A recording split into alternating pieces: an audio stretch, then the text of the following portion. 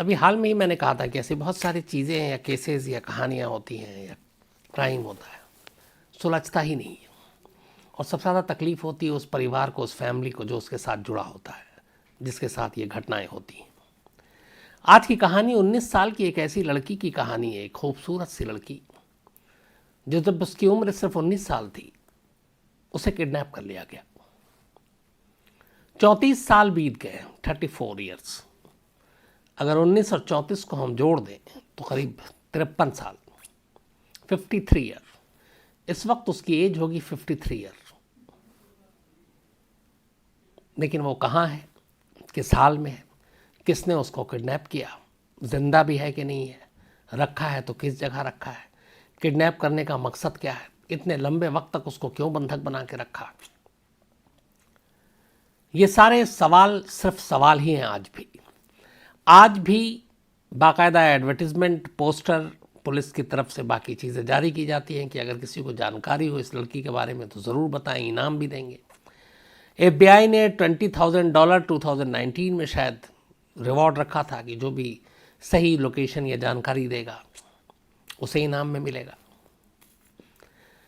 लेकिन 34 साल बीत गए, इस किडनैपिंग से जुड़ी हुई कोई भी ऐसी चीज़ पुलिस और बाकी एजेंसियों को नहीं मिली। मिली तो सिर्फ कुछ तस्वीरें जो और भी इस केस को पेचीदा कर देती हैं। कहानी एक मुल्क से शुरू होकर दूसरे मुल्क पर जाकर ख़त्म होती है। ये कहानी है न्यू मैक्सिको की। न्यू मैक्सिको में एक लड़की रहती थी, उसका नाम था तारा कैलिको। तारा कैलिको 19 साल की एक लड़की, पढ़ाई लिखाई कर रही थी। फैमिली में माँ और सौतेले पिता, लेकिन सौतेले पिता भी तारा को बहुत प्यार करते थे और ज़िंदगी खुशनुमा थी, खुशगवार थी, अच्छी खासी सब चल रही थी। 20 सितंबर 1988, 20 सितंबर 1988 की कहानी है। सुबह के करीब 9:30 बजे थे। तारा को बाइक चलाने का बड़ा शौक था और शुरुआत में उसके बाइक के पीछे उसकी माँ भी बैठती थी जिनका नाम था पैटी डोयल, और वो अपनी बेटी को बहुत प्यार करती थी जैसे हर माँ करती है। लेकिन बाद में पैटी डोयल को ये फील हुआ कि जब वो बाइक पे जाती है तो कोई कार उनको फॉलो करता है, पीछा करता है, तो वो थोड़ी घबरा गई, डर गई। उनके दिमाग में ये बात घर कर गई। फिर उन्होंने कहा कि मैं तुम्हारे साथ बाइक पे नहीं बैठूंगी। तारा को भी उन्होंने कहा कि तुम ऐसे कोई उस वक्त स्प्रे और ये सारी चीज़ें आती है ले लो, ताकि कोई पीछा कर रहा हो तुम्हें कभी पकड़े तो तुम उसकी आंखों में स्प्रे डाल देना, फिर वहाँ से निकल लेना हिफाजत से। पर तारा हंसी में टालती रही। 20 सितंबर 1988, तारा सुबह 9:30 बजे अपने घर से निकलती है, अपनी माँ से कहती है कि उसे कुछ काम है, बाइक पे जाती है और कहती है कि आज करीब दोपहर को 12 बजे के आसपास उसे अपने बॉयफ्रेंड के साथ टेनिस खेलना है और दोनों ने ये लाइन अप कर रखा है। माँ कहती है ठीक है। चूँकि फॉलो करते थे कारवार और ये सारी चीज़ें थी, और न्यू मैक्सिको क्राइम व्राइम बहुत होता है, तो हमेशा तारा का रूटीन था कि अपनी माँ को जहाँ भी जाती थी बता कर जाती थी और ये भी कहती थी कि अगर मैं इस वक्त तक ना लौटूँ तो आप मेरे बारे में खबर कर लेना। अब उस ज़माने में मोबाइल और बाकी चीज़ें तो थी नहीं। तो उस दिन भी तारा ने कहा कि मैं 12:30 तक घर लौट आऊँगी अपने बॉयफ्रेंड के साथ टेनिस खेलने के बाद, और अगर मैं नहीं लौटी तो फिर आप मेरे बारे में खोज खबर कर लेना। रूटीन में शामिल था ये। तारा घर से निकलती है।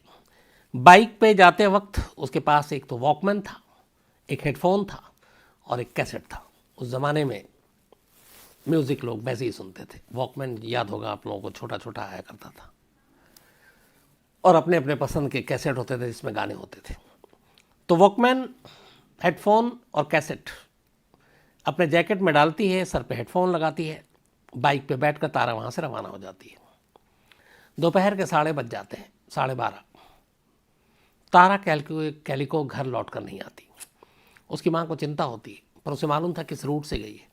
अब माँ को चूँकि माँ बेटी में बात हो चुकी थी, उसने कहा चलो मैं ढूंढने जाती हूँ उसी रूट से जिस रूट से वो बाइक और उसने बता कर गई थी कि मैं कैसे कैसे कहाँ जाऊँगी, टेनिस खेल के फिर वापस आऊँगी। माँ उस रूट को फॉलो करती है, लेकिन रास्ते में कहीं कुछ नहीं मिलता, न तारा न उसकी बाइक।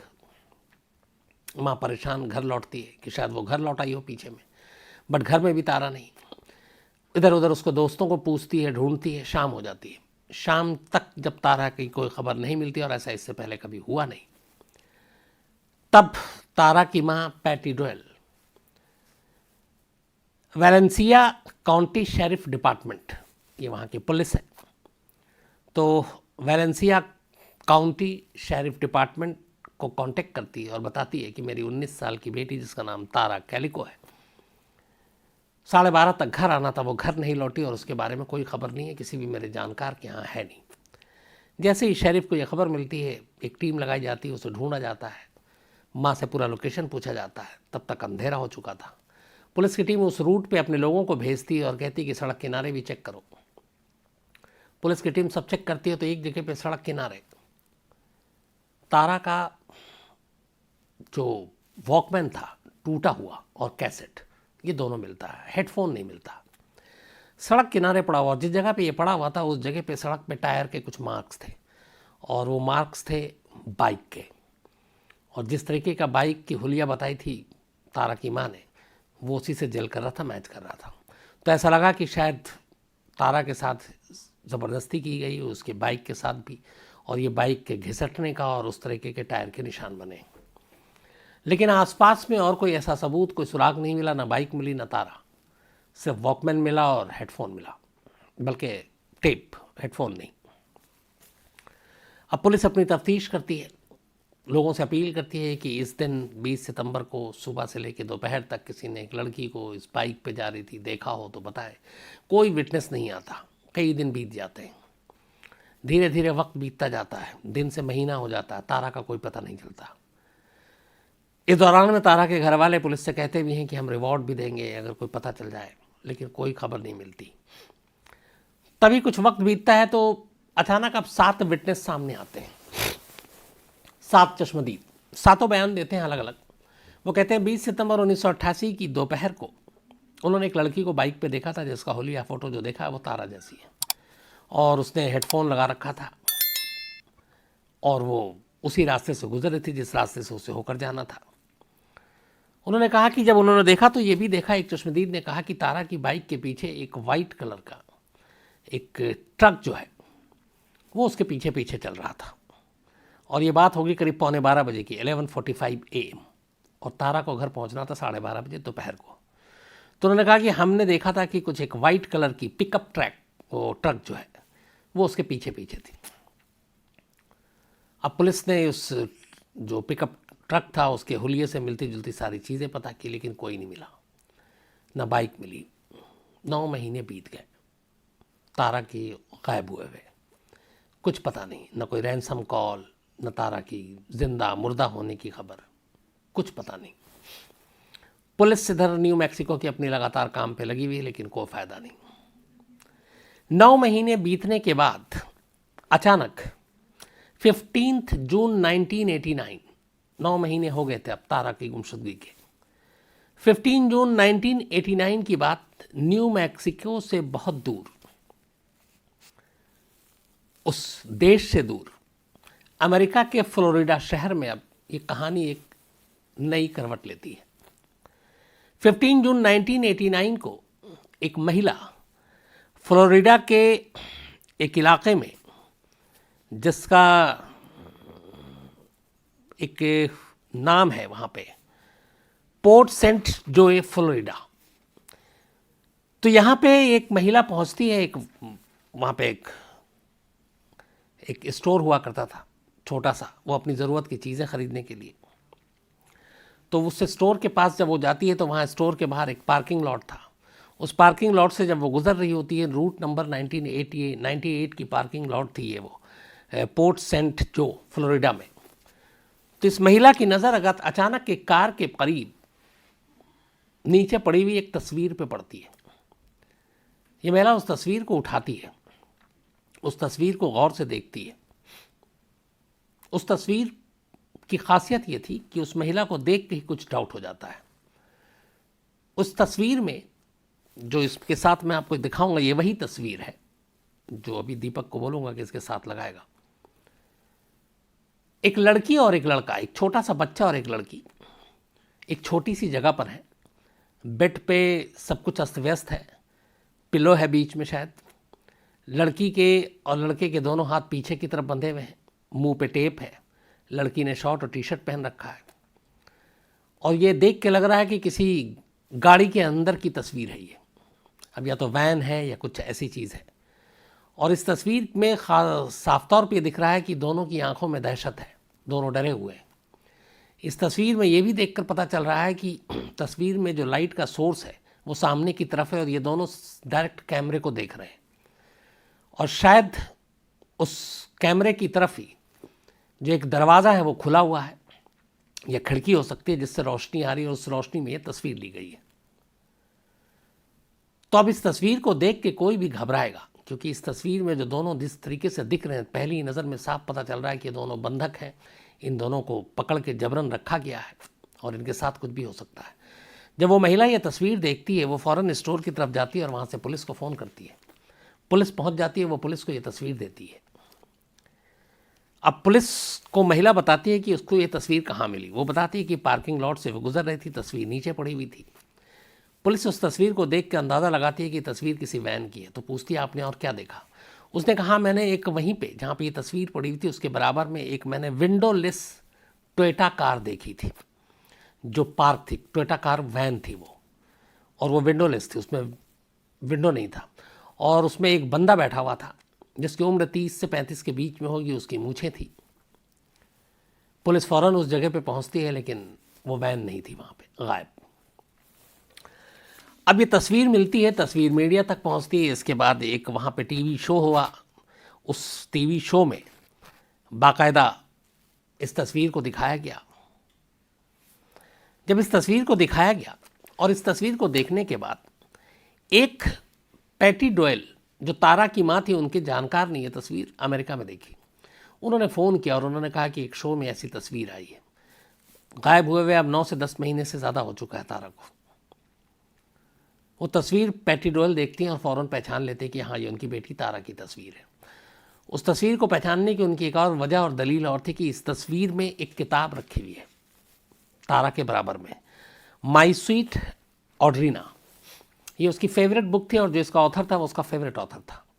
तो ये तस्वीर और उसके साथ ये किताब, इन सब को देखकर तारा की माँ ने पहचाना कि ये उसकी बेटी है। अब सवाल ये था कि उसके साथ एक बच्चा भी इसी तस्वीर में है, छोटा सा है। ये बच्चा कौन है? इत्तेफाक से इस शो पे एक और शख्स ने देखा और उसने पहचाना कि ये जो बच्चा है इसको मैं जानता हूँ, और ये भी उसी न्यू मैक्सिको का है।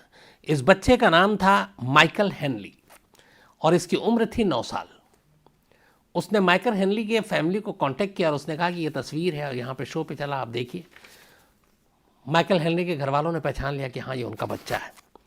पता चला कि मई 1988 में, सितंबर 1988 में तारा गायब हुई थी, 20 सितंबर को, और मई 1988 में, मानी कि उससे 2-4 महीने पहले ही माइकल हेनली गायब हुआ था, उसी न्यू मैक्सिको से। जिस जगह से तारा गायब हुई थी उससे करीब 75 माइल्स दूर, 75 मील दूर से न्यू मैक्सिको में ही ये माइक हेनली गायब हुआ था। और इत्तेफाक से 2-3 महीने पहले ये गायब हुआ, बाद में तारा, 75 मील की दूरी, लेकिन तस्वीर में दोनों एक साथ। दोनों के घर वालों ने जब इसे पहचाना तब न्यू मैक्सिको पुलिस को भी लगा कि इसमें एक नई थ्योरी आई है। लेकिन एक सवाल बेचैन और परेशान कर रही थी, और वो ये कि न्यू मैक्सिको में ये गायब हुए दोनों, फ्लोरिडा में तस्वीर मिलने का क्या मतलब है? क्या ये लोग फ्लोरिडा में हैं? क्या उनको अमेरिका ले जाया गया?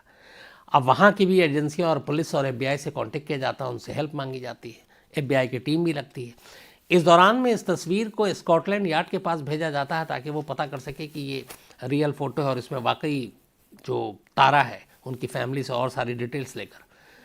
तो वहाँ लैब में इसकी पूरी टेस्टिंग होती है और पता चलता है कि स्कॉटलैंड यार्ड अपनी रिपोर्ट देती है कि हाँ, ये लड़की तारा ही है जो सितंबर 1988 से गायब है, और ये लड़का भी माइकल हेनरी है जो गायब है। एक और चीज़ थी, अब गायब हुई थी 88 में। जब इस तस्वीर को देखा गया तो पुलिस और बाकी एजेंसियों ने जब उसकी पूरी वो की तो पता चला कि ये जो पिक्चर ली गई है, ये पिक्चर जिस फिल्म से खींची गई है वो 1989 से पहले अवेलेबल ही नहीं था मार्केट में। तो इसका मतलब है कि ये तस्वीर 89 की थी और मई 89 के बाद की ही ये तस्वीर है। मिली थी ये जून 1989 में और ये तस्वीर खींची गई थी मई में, क्योंकि इसकी जो फिल्म थी वो उससे पहले मार्केट में आई नहीं थी। तो इसका मतलब है कि ये लेटेस्ट पिक्चर थी।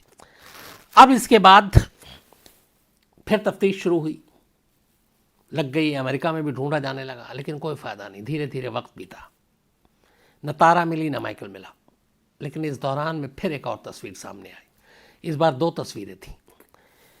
एक तस्वीर में एक न्यूड लड़की थी और ये एक ट्रेन के अंदर की तस्वीर थी और ऐसा लग रहा था जैसे वो ट्रेन खाली है। दो तस्वीरें, एक में न्यूड लड़की और एक में एक ट्रेन के अंदर बैठी हुई एक लड़की और उसके साथ एक को पैसेंजर है। उसकी आंखों में बड़ा सा चश्मा है और बिग ग्लास। इन तस्वीरों को भी जब आया और ये फिर वैसे ही किसी गुमनाम जगह पे पड़ी हुई किसी के शख्स के हाथ लगी, उसने फिर पुलिस तक पहुंचाई। इन तस्वीरों की भी जांच की गई। जब इन तस्वीरों की जांच की गई तो फिर जो पॉटी डोयला हैं, तारा की मां, उन्होंने पहचान लिया, ख़ासतौर पर जो न्यूड पिक्चर का क्लोजअप था पूरा, कि उनकी बेटी की तस्वीर है। अब उस ट्रेन में एक पैसेंजर था लेकिन उसका भी कोई सुराग नहीं मिला। तो तीन तस्वीर आ गई और इन तस्वीरों के ज़रिए जो भी इसके पीछे था किडनैपर, वो मैसेज दे रहा था या क्या कर रहा था ये किसी को नहीं मालूम कि ये ज़िंदा है, क्योंकि ना उसने रैंसम के लिए कॉल किया, ना उसने कोई और डिमांड की, ना ही उसने छोड़ा। लेकिन ये तस्वीर भी उसकी बिना मर्जी के लीक नहीं हो रहा, तो तस्वीर भी जारी कर रहा। अब इसके पीछे उसकी मंशा क्या थी, उसका मकसद, मोटिव क्या था, ये कोई नहीं समझ पाया। बहुत पुलिस और तमाम चीज़ें लगी रहीं लेकिन कोई फ़ायदा नहीं हुआ। इस दौरान में अपनी बेटी की वापसी की राह तकते तकते 2006 में जो तारा की माँ है उनकी डेथ हो गई और ये वहीं फ्लोरिडा में अपनी बेटी को ढूंढ रही थी, क्योंकि सारी तस्वीरें उधर ही से आ रही थी। तो 2006 में, यानी कि तारा की गुमशुदगी के 18 साल के बाद, बेटी की जुदाई, बेटी की याद कैसी होगी, क्या होगी, इस गम में जो पॉटी डोयल हैं उनकी माँ, उनकी डेथ हो गई। आज भी मैक्सिको में, न्यू मैक्सिको में, जिस घर में ये रहती थी तारा, उसका बेडरूम को उसके घर वालों ने, माँ बाप दोनों ने वैसे ही सजा कर रखा है। चाहे वो क्रिसमस हो या तारा का बर्थडे हो या कोई और ओकेज़न हो, जो गिफ्ट जब जब देते थे वो सारे गिफ्ट उसकी गैर हाजिरी में आज भी रखते हैं। अब माँ नहीं है तो पिता रखते हैं और उस कमरे को यूं ही सजा कर साफ़ सुथरा हमेशा रखते हैं, इस उम्मीद में कि उनकी बेटी आएगी, चाहे वो बाकी सारी उसकी पसंदीदा चीज़ें हों उस कमरे में। और दूसरी तरफ 34 साल बीत गए। 19 साल की तारा इस वक्त 53 साल की होगी, 53। लेकिन कहाँ है, जिंदा है नहीं है, किसके कब्ज़े में है, इतनी लंबी किडनैपिंग करने वाले का मकसद क्या था, ये सारे सवाल आज भी एक रहस्य हैं। आज भी न्यू मैक्सिको की पुलिस लगातार ये एक एडवर्टीज़मेंट निकालती है कि अगर किसी को तारा की जानकारी हो तो वो इस नंबर पे कांटेक्ट करे, इस मेल पे मेल भेजे। बहुत सारे लोगों को यकीन है कि तारा जिंदा है। बीच में फिर एक तस्वीर आने की बात आई थी जो उसकी उम्र के हिसाब से अब बड़ी तस्वीर थी और ऐसा लग रहा था कि करीब 50 साल की उम्र की वो तस्वीर है ताज़ा। लेकिन उस तस्वीर की विश्वसनीयता या ऑथेंटिसिटी अभी साबित हुई नहीं है जिससे ये पता चल सके कि तारा जिंदा है कि नहीं। और अगर जिंदा है तो फिर किडनैपर का मकसद क्या है इतने दिनों तक किडनैप करके रखने का, ये भी एक पहेली है। तो ये थी कहानी, 34 साल से गायब किडनैप तारा की कहानी। उस बच्चे का भी कोई सुराग नहीं मिला है जो तारा के साथ जिसकी तस्वीर आई थी। अब आते हैं आज की कहानी के ऊपर। इस दुनिया में बहुत सारी डकैती हुई, बहुत सारी चोरियां हुई, जितने भी क्राइम होते हैं उसको सुलझाया भी जाता है, सुलझ भी जाते हैं, पुलिस पकड़ लेती है। लेकिन आज जिस कहानी का मैं जिक्र कर रहा हूं, इस कहानी के साथ दो चीजें जुड़ी हुई हैं। एक, दुनिया में इससे बड़ी किसी कला की यानी कि आर्ट की चोरी नहीं हुई। दो, करीब 32 साल हो गए, 32 ईयर्स, आज भी चोरों का पता नहीं है। बल्कि तीन चीज जुड़ी हुई है। तीसरी चीज ये है, शायद ये इकलौता ऐसा मामला होगा कि जो चोरी हुई, चोरी के सामान की जितनी कीमत थी उस कीमत से डबल इनाम का ऐलान किया गया कि जो भी इस चोरी हुए सामान को वापस लाने में मदद करेगा, पता बताएगा, उसकी वजह से ये सामान वापस मिल जाए तो उसे दुगना इनाम दिया जाएगा। अब चोरी की जो सामान है उसकी टोटल कितने की चोरी थी आज की अगर टाइम में मैं वैल्यू उसकी आपको बताऊं, 500 मिलियन। मार्केट में आंका गया, मतलब अराउंड 7,000 करोड़ से ज़्यादा इस चीज़ की कीमत है। इस कहानी के साथ बात यही है कि अब तक की दुनिया की सबसे बड़ी कामयाब चोरी है, और आर्ट की इससे बड़ी चोरी ना इससे पहले कभी हुई, ना अभी तक और कहीं सुनने को मिला है। कहानी अमेरिका के शहर बोस्टन की है, और ये कहानी है इसाबेला गार्डनर म्यूजियम की, जो बोस्टन में है। इस म्यूजियम की कहानी भी अपने आप में बेहद दिलचस्प है। इसाबेला गार्डनर एक लेडी, अमीर घराने में इनकी शादी हुई। इन्होंने अपनी जो सारी प्रॉपर्टी थी, पैसे थे, इनके हस्बैंड, उन्हें भी आर्ट एंड इसका कला का शौक़ था, तो उन्होंने दुनिया घूमा, यूरोप घूमा। आज वहाँ से जो बेशकीमती नायाब चीज़ें मिलती कलाकृतियों के, आर्ट के, वो इकट्ठा करती जाती। 1903 में बोस्टन में उन्होंने जब बहुत सारी चीज़ें इकट्ठा कर ली, तो उन्हें लगा कि आम लोगों तक भी इसकी पहुंच होनी चाहिए, और इसके लिए ज़रूरी है कि आम लोग भी इसे देखें। इसी मकसद से उन्होंने एक म्यूज़ियम की शुरुआत की, एक म्यूज़ियम बनाया, एक बहुत बड़े महल जैसे जगह पर। पैसे वाले लोग थे, बहुत पैसा था, उस म्यूज़ियम को बनाया, और उस म्यूज़ियम में उन्होंने सारी बेशकीमती चीज़ें रखी, जिसकी कीमत मैंने आपको जो बताया कि करीब इस वक्त जो बताया गया है वो करीब है 500 मिलियन, जिसकी कीमत। तो इसाबेला गार्डनर ने इस म्यूज़ियम की शुरुआत की 1903 में। वो सारी चीज़ें वहाँ बेशकीमती रखती गईं। इसके बाद 1924 में 1924 में इसाबेला गार्डनर की मौत हो गई। लेकिन मौत से पहले उन्होंने एक वसीयत की। वसीयत ये कि उनकी मौत के बाद इस म्यूज़ियम की देखभाल, उनके कुछ जानने वाले थे, उनको डायरेक्टर के पोस्ट पर रखा, लेकिन कुछ शर्तें थीं। एक, इस म्यूज़ियम की कोई भी चीज़ कभी भी बेची नहीं जाएगी। इस म्यूज़ियम में रखी हुई कोई भी चीज़ इस म्यूज़ियम से कभी बाहर नहीं जाएगी।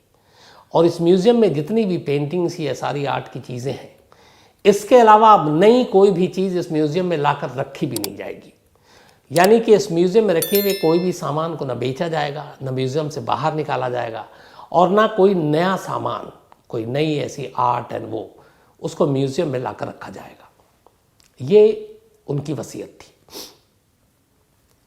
उन्होंने कुछ म्यूज़ियम के लिए पैसे भी रखे, जिससे सिक्योरिटी और बाकी स्टाफ के खर्चे वर्चे सब ठीक ठाक चल रहे थे। लेकिन फिर 1990 आते आते चूँकि इसाबेला गार्डनर की मौत हो गई, और फिर पैसे भी धीरे धीरे कम पड़ते गए, लेकिन जगह बहुत महंगा, और उसके अंदर जो रखी हुई चीज़ें हैं वो अपने आप में बेशकीमती। तो इन सारी चीज़ों की वजह से इस म्यूज़ियम की सुरक्षा और वहाँ के इंतज़ाम में धीरे धीरे धीरे लचीलापन आना शुरू हो गया। न उतनी सख्ती, न उतने सारे पहरेदार। और ये बात बहुत सारे चोरों को भी मालूम था। उन्हें ये भी पता था कि इस म्यूज़ियम में रखी हुई जो चीज़ें हैं आर्ट की, उसकी आर्ट की दुनिया में कितनी मांग है, कितने पैसे होंगे। अच्छा, अखबारों में भी खबरें आती थी कि वहाँ रखी हुई चीज़ कितनी, कई हज़ार करोड़ रुपए के। तो ये सारी बातें उन तक भी पहुँचती थी। इधर पैसे ना होने की वजह से अब म्यूज़ियम में ही बस ये था कि रात की ड्यूटी पे 2 गार्ड होते थे, सुबह की ड्यूटी पे दिन में भी 2-3 गार्ड होते थे, इससे ज़्यादा नहीं। हालांकि कुछ कैमरे लगे हुए थे, लेकिन हर जगह कैमरे नहीं थे। हाँ, कुछ सेंसर इन्होंने लगाया था जो इंफ्रारेड मोशन जो डिटेक्ट करता था, वो उसके सेंसर कि कोई अगर करीब जाता है तो आवाज़ें आती है, वो रिकॉर्ड होता है। बट बहुत ज़्यादातर गैलरी में और इधर उधर सीसीटीवी कैमरे भी नहीं थे। तो कुल मिलाकर सिक्योरिटी वैसी नहीं थी जितनी कीमती सामान उसके अंदर होनी चाहिए और जैसी सिक्योरिटी होनी चाहिए। और ये सब कुछ यूं ही चल रहा था। 18 मार्च 1990 की बात है ये। वहीं से ये कहानी शुरू होती है। 18 मार्च 1990 को, उस दिन सेंट पैट्रिक डे था। अमेरिका में बड़े इसको मनाया जाता है, और सेंट पैट्रिक डे में लोग आमतौर पर खूब पार्टी करते हैं। तो रात में खूब पार्टी हुई, लोगों ने खूब जमकर पी, मस्ती कर रहे थे, और लोग मगन थे, झूम रहे थे। और चोरों ने इसी दिन का फ़ायदा उठाने का प्लान बनाया। सेंट पैट्रिक डे की रात करीब 1:24 पर 2 बोस्टन के पुलिस वाले बनकर 2 लोग इस म्यूज़ियम में दाखिल होते हैं।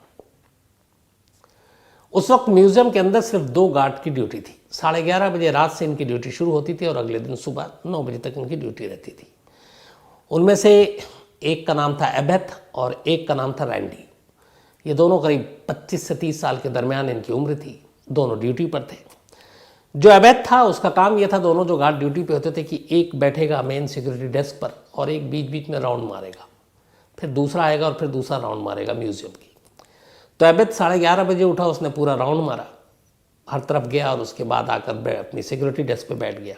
अब इसके बाद बारी थी फिर रैंडी की। रैंडी जाता है, उसके बाद वो भी राउंड मार कर आता है और फिर बैठ जाता है। सब कुछ ठीक चल रहा था, लेकिन रात 1:24 पर अचानक 2 शख्स बोस्टन पुलिस की यूनिफॉर्म में म्यूजियम में दाखिल होते हैं। वो आकर कहते हैं कि उन्हें सेकंड फ्लोर से किसी घंटी की आवाज़ सुनाई दी है और कुछ गड़बड़ है, तो उन्हें चेक कर रहा है। अब दोनों पुलिस की वर्दी में, शक की गुंजाइश नहीं। एबेथ कहता है ठीक है, वो उस वक्त सिक्योरिटी डेस्क पे बैठा हुआ था, तो उसने कहा कि हमें देखना है। इसी दौरान में एक पुलिस वाला एबेथ से कहता है कि ठहरो, मैंने तुम्हें कहीं देखा है, तुम शायद वांटेड हो किसी केस में, साइड आओ। और वो बाहर आता है। जैसे ही बाहर आता है तो पूछते हैं कि और यहाँ पे कौन है, तो बताता है मेरा एक दूसरा साथी है, सिक्योरिटी गार्ड। बोलता है उसको बुलाओ। वो उसे आवाज़ देता है। इस दौरान में पुलिस वाले एबेथ को बुलाकर और कहते हैं कि हमें तुम्हें गिरफ्तार करना पड़ेगा, क्योंकि हमें शक है कि तुम पहले किसी क्राइम में इन्वॉल्व रहे हो। वो कहता है मैं बेकसूर हूँ, लेकिन वो उसके हाथ बांध देते हैं और उसका एक तरफ कर देते हैं। तब तक दूसरा गार्ड आता है, दूसरे गार्ड को भी फिर वो बांध देते हैं। और इसके बाद इन दोनों के हाथ बांधने के अलावा पूरे चेहरे पे प्लास्टिक का टेप चिपका देते हैं। मुंह पे भी सब तरफ, मुंह पे सिर्फ इतनी कि सांस ले सके और नाक पे, बाकी सारी चीज़ें बंद, आँख वाँख सब ढक देते हैं। दोनों को बिल्कुल बांधने के बाद म्यूजियम के बेसमेंट में ले जाते हैं। वहाँ एक पाइप, उस पाइप के सहारे दोनों को वो बांध देते हैं। बांधने के बाद करीब अगले 25-30 मिनट तक वो उसी म्यूजियम में यूं ही टहलते रहते हैं। देखते हैं कि कहीं ये दोनों कोई सिक्योरिटी अलार्म तो नहीं बजा चुका, जिसकी वजह से कुछ पुलिस वाले या बाकी लोग आ जाए। तो वो कन्फर्म हो रहे थे कि इन्होंने बजाया कि नहीं बजाया। लेकिन करीब 30 मिनट तक कोई नहीं आता। जब इन्हें लगता है कि इन्होंने नहीं बजाया, तब फिर वो दोनों अब म्यूजियम के अंदर दाखिल होते हैं। सेकंड फ्लोर और फर्स्ट फ्लोर पे म्यूजियम की सारी पेंटिंग्स और तमाम कीमती चीज़ें रखी हुई थी। दोनों पहले सेकंड फ्लोर पे जाते हैं। इनमें से एक के पास एक लिस्ट थी। वो लिस्ट निकालता है, उस लिस्ट को पढ़ता है और उस लिस्ट के हिसाब से दीवार पे फ्रेम में जितनी तस्वीरें थी उनको टैली करता है। जो लिस्ट में लिखे हुए नाम और वो दीवार पे लगी हुई पेंटिंग या बाकी चीज़ें अगर टैली होती, वो उसे उठाता। ज़्यादातर फ्रेम शीशे का ग्लास था, उसके अंदर वो सारी तस्वीरें थी, पेंटिंग्स थी। ये फ्रेम को उठाता, ज़मीन पे पटक देता, शीशा तोड़ता, फिर बड़े करीने से, सलीके से उसके अंदर की पेंटिंग्स जो है ओरिजिनल, उसको चारों तरफ से काट कर बाहर निकालता। अपने साथ बैग ले गया था, बड़े संभाल कर उस बैग में रखता। धीरे धीरे 12 चीज़ें इसने सेकंड फ्लोर से म्यूजियम की काट कर रखा, फ्रेम तोड़कर। फिर फर्स्ट फ्लोर से एक और चीज़ उठाई। 13 आइटम इस म्यूजियम से इन दोनों ने बैग में लिया। बैग में रखने के बाद नीचे आते हैं, देखते हैं दोनों गार्ड तब भी वहीं हैं। और उनमें से तब वो एक गार्ड को कहता है कि दिस इज़ ए रॉबरी। ये उसके लाइन थे, दिस इज़ अ रॉबरी। और ये कहने के बाद गार्ड बंधे हुए थे। दोनों वहाँ से दोनों बैग लेकर निकल जाते हैं। इसके बाद गायब। अब दोनों चले गए, गार्ड बंधे हुए हैं। करीब 4 घंटा बीत जाता है। टोटल 81 मिनट, 81 मिनट्स इन्होंने लगाया था इस चोरी को अंजाम देने के लिए। 81 मिनट के अंदर अंदर ये दोनों उस म्यूजियम से बाहर निकल जाते हैं। गार्ड अब भी बंधे हुए हैं, मुंह पे टेप है, चीख सकते नहीं है, कोई आवाज़ सुनेगा भी नहीं, बेसमेंट में।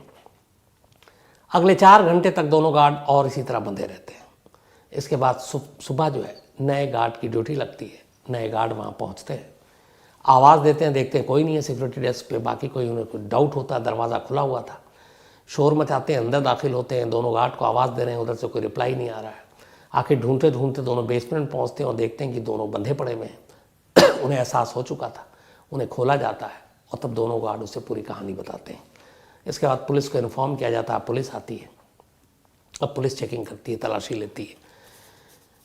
वहाँ पे जितने कैमरे लगे हुए थे थोड़े बहुत, इन्होंने सबसे पहले उन तमाम कैमरों को ख़राब कर दिया था। इसके अलावा जो इंफ्रारेड मोशन डिटेक्टर लगा हुआ था, उसके जाकर उन्होंने वो सारे प्रिंटिंग से उसके वो निकाल लिए, प्रिंटर से जो VHS थे सारे इसके सबूत आने जाने के, वो कंट्रोल रूम से जाकर वो निकाल लिए। कोई प्रूफ नहीं छोड़ा जिसमें कहीं इनकी कोई तस्वीर हो, कोई फिंगरप्रिंट्स नहीं छोड़ा, कोई भी ऐसा फॉरेंसिक एविडेंस नहीं छोड़ा जिससे उन तक पहुंच सके। सिर्फ ये था कि दोनों जब आए थे तो पुलिस की वर्दी में थे और चेहरा उनका नकाब से ढका नहीं था, खुला हुआ था। तो गार्ड ही उनका चेहरा बता सकते थे। गार्ड ने उनका चेहरा भी बताया, स्केच भी बना, बट उस शक्ल का हुलिये का कोई नहीं मिला। अब पुलिस ने अपनी तफ्तीश जारी रखी, लेकिन कहीं कोई क्लू नहीं। शुरुआत में फिर इन दोनों को गार्ड पे शक हुआ। गार्ड से लंबी पूछताछ हुई, लेकिन कोई फ़ायदा नहीं हुआ। बाद में मामला फिर FBI को गया। FBI ने अपनी तरफ से पूरे मामले की जांच की। FBI जांच करती रही, लेकिन कोई सुराग नहीं मिला।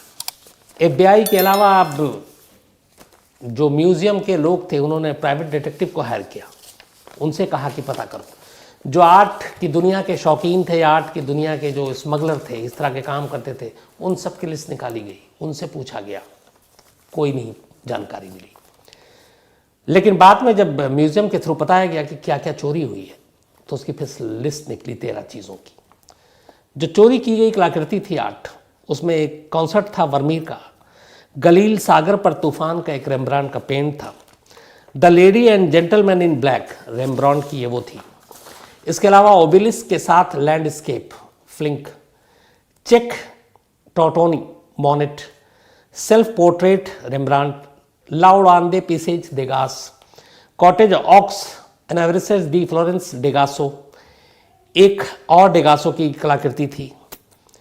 इसके अलावा एक कलाकृति साइरी 2 के लिए थी, 3 माउंटेड जॉकी देगास की थी। एक पुराने प्राचीन चीन के इतिहास का एक तरह से एक पतीला था, बर्तन। एक फ्रेंच इंपीरियल ईगल फैनल था। नेपोलियन का वहाँ पे एक झंडा भी था, बहुत बेशकीमती फ्लैग। उसको भी इन्होंने निकालने की कोशिश की, लेकिन वो काफ़ी बड़ा था साइज़ में। तो उस झंडे के आगे जो एक बाज बना हुआ था, एक ईगल, उन्होंने उसको तोड़ा, उसको निकाला और वो अपने साथ ले गए। बहुत ही बेशकीमती चीज़ थी वो, एक ऐतिहासिक तौर पर। तो ये सारी चीज़ें गायब हुई। जब इन सारी चीज़ों की उस वक्त कहा गया कि क्या कीमत होगी, तो पता चला कि इन सारी चीज़ों की कीमत लगभग 500 मिलियन, 500 मिलियन, ये जो सारे नायाब पेंटिंग कलाकृति थी। अब FBI लगी रही, तमाम सारी चीज़ें पूछताछ, इधर उधर कहाँ कहाँ पे किस मार्केट में बेचा जा सकता, क्योंकि उसमें एक ये थी कि ये सारी कीमती चीज़ें थी।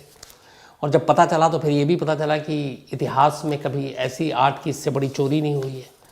पुलिस ने अपनी तरफ से सारे ऐसे गैंग जो इन चीज़ों को ख़रीदते हैं, बाहर भेजते हैं, और ऐसे लोग जो इन चीज़ों के ख़रीदने के शौकीन हैं, उन सब की FBI ने लिस्ट बनाई। हर एक के यहाँ गए, लेकिन कोई फ़ायदा नहीं हुआ, कोई नहीं मिला। धीरे धीरे वक्त बीतता गया, धीरे धीरे जो अवार्ड था, रिवॉर्ड की जो बताएगा उसको पैसे देंगे, वो भी बढ़ता गया, लेकिन कोई नहीं मिला। फिर लास्ट में अभी जो लेटेस्ट है, $10 मिलियन अलग से म्यूज़ियम की तरफ से कहा गया कि अवार्ड देंगे हम जो भी इसके बारे में बताएगा, और $1 मिलियन खासतौर पर उस नेपोलियन के जो झंडे का ईगल बात चुराया था, अगर वो कोई देता तो उसके लिए अलग से देंगे। बट ये सारी चीज़ें भी नाकाम रही, कोई जानकारी नहीं मिली। 2015 में FBI ने कहा कि हमें बहुत करीब है इस चोरी को सुलझाने में, और उन्होंने ये भी कहा कि हम जो 13 चीज़ें चोरी हुई उनमें से 2 चीज़ों के बारे में हमने पता लगा लिया है। फिर 2017 आया, FBI ने कहा कि इस पूरे मामले में हमें मालूम है कि चोरी किसने की थी। 2 लोगों ने उन्होंने नाम लिया, बट उन्होंने कहा कि ये दोनों इस चोरी के 1 साल के बाद ही, यानी कि 1991 में इन दोनों की मौत हो गई। एक को किसी ने गोली मार दी और एक बीमारी से मरा। लेकिन क्या सबूत है कि ये दोनों ही चोर थे? FBI इस पे भी कुछ रोशनी नहीं डाल सकी। फिर वक्त आया, FBI ने कहा कि हम करीब हैं और यही चोर थे। उन्होंने ये भी कहा कि इन चीज़ों को किस मार्केट में ले जाया गया और कहाँ कहाँ बेचने की कोशिश की गई। उन्होंने कुछ जगह के नाम भी बताए। लेकिन कुल मिलाकर ये कभी भी इनमें से चोरी गई एक भी चीज, एक भी सामान बरामद नहीं हो पाया। इन्होंने कहा कि फिलाडेल्फिया में एक नेटवर्क है, वहां पे इन चीजों को ले जाया गया था। वहां पे भी FBI की टीम पहुंची, पुलिस की टीम पहुंची, लेकिन कोई फायदा नहीं हुआ। वहां से भी चोरों को पता नहीं चला क्या चोरी हुई है। तो आज 32 साल हो गए, FBI की पूरी टीम लगी रही, शुरू में पुलिस लगी रही, जो आर्ट के शौकीन दीवाने उन्होंने अपनी तरफ से जांच की, वहां के कई जर्नलिस्ट ने अपनी तरफ से इन्वेस्टिगेशन किया, प्राइवेट डिटेक्टिव ने इसकी जांच की, लेकिन 32 साल हो गए। इस इसाबेला गार्डनर म्यूजियम से चोरी की गई ये 13 अनमोल बेशकीमती चीज़ आज तक वापस नहीं आई है। आज भी म्यूजियम की खाली फ्रेमों को इनका इंतज़ार है। और सबसे बड़ी बात यह है कि जब ये चीज़ चोरी हुई उसके बाद 18 मार्च की ये बात है, करीब 10 दिन बाद ही 28 मार्च 1990 को ही इस म्यूज़ियम को दोबारा खोल दिया गया था। और म्यूज़ियम के कर्ता धर्ताओं ने एक फ़ैसला किया। उन्होंने कहा कि हम लोगों से छुपाएंगे नहीं कि क्या क्या बेशकीमती चीज़ें चोरी हुई हैं। उन्होंने हर चीज़ जिसके फ्रेम को तोड़कर वो सारी 13 चीज़ें ले गए थे, उसी जगह पे, उसी दीवार पे उन तमाम फ्रेम को वापस लगाया, लेकिन खाली। आज भी इसाबेला गार्डनर म्यूजियम में ये 13 के 13 फ्रेम उसी जगह लगे हुए हैं, लेकिन ये 13 के 13 फ्रेम खाली हैं, इंतज़ार कर रहे हैं अपनी उस खोई हुई, अपनी उस चोरी हुई पेंटिंग्स की, अनमोल चीज़ों की, कि वो एक बार मिल जाए तो वापस इस दीवार पर लग जाए। 32 साल का इंतज़ार तो हो गया, अभी तक मिला नहीं है, फ्रेम इंतज़ार कर रहा है। अब आने वाले वक्त में मिलेगा कि नहीं मालूम नहीं, लेकिन इसाबेला की जो एक वसीयत थी कि इस म्यूज़ियम से कोई भी चीज़ न बाहर जाएगी, न बेची जाएगी, न नई कोई चीज़ अंदर लाई जाएगी, उनमें से एक चीज़ चोरी छुपे ही सही बाहर चली गई, और ये 13 अनमोल चीज़ें। कोशिश म्यूज़ियम वालों की तरफ से जारी है। उन्होंने अपनी तरफ से $10 मिलियन का इनाम का भी ऐलान किया है। साथ में उन्होंने ये भी कहा कि जिन लोगों ने चोरी की है, अगर वो एक्सेप्ट कर लें और सामान लौटा दें तो हम उनके खिलाफ कोई कार्रवाई नहीं करेंगे। हालांकि एक दूसरा पहलू ये भी है कि एक कानून होता है वहाँ पे, जो एक टाइम पीरियड होता है करीब 20 साल के बाद, तो अब उन चीज़ों से भी ये जिसने चुराया है, अगर वो आज चोरी पता चल जाए कि वो चोर कौन है, पकड़ा जाए, तो अब उसके खिलाफ कोई कानूनी कार्रवाई नहीं हो सकती, ना मुकदमा हो सकता। क्यों? क्योंकि वो जो टाइम फ्रेम है, जो जिस टाइम में उसको पकड़ना चाहिए था और नहीं पकड़ पाया, और अब इतने टाइम हो गए, तो अब उसको कानूनन सज़ा भी नहीं दे सकते। तो दूसरी तरफ ये भी है कि उसको सज़ा नहीं मिलेगी, तो अब चोर चाहे तो एक्सेप्ट कर सकता है, सामान लौटा सकता है, लेकिन वो सामान कहाँ है, वो चोर कौन है, ये आज एक पहेली है, आज भी एक रहस्य है। FBI ने कई बार कहा हम बहुत करीब हैं, हम बहुत नज़दीक हैं। ये भी कहा कि एक चोर था, जो 2 थे जो मर गए, लेकिन उसका पुख्ता सबूत कि उनका चोरी से डायरेक्ट लिंक, और अगर वही थे तो फिर सवाल ये है, एक अगर इतना तक पता चल गया तो उन्होंने ये सामान कहाँ बेचा, किसको बेचा, फिर वो कड़ियाँ क्यों नहीं जुड़ी, वहाँ तक पुलिस क्यों नहीं पहुँची। आज भी वो 13 के 13 पेंटिंग्स और अनमोल चीज़ें, उनमें से एक भी चीज़ वापस क्यों नहीं आई, या फिर कहीं और नहीं क्यों नहीं मिली। इन सवालों के जवाब नहीं, और इसीलिए खुद FBI भी मानती है कि ये एक अजीब केस है जिसमें कोई सबूत नहीं, कोई प्रूफ नहीं। हालांकि उनको शुरुआत में दोनों गार्ड पे डाउट था, लेकिन गार्ड के खिलाफ भी कोई प्रूफ नहीं मिला। और इसके ऊपर बाद में फिर नेटफ्लिक्स ने एक सीरीज़ भी बनाई थी, दिस इज़ अ रॉबरी, जो उन दोनों में से एक ने कहा था गार्ड को रात को जब बांध दिया कि ये एक रॉबरी है, इसी नाम से वो बनाई। लेकिन आज भी दुनिया के कहते हैं इससे बड़ी आर्ट की कोई चोरी नहीं हुई, कलाकृतियों की इससे बड़ी चोरी नहीं हुई, और इससे कामयाब चोरी भी नहीं हुई, क्योंकि 32 साल हो गए चोर पकड़ा नहीं गया। तो ये थी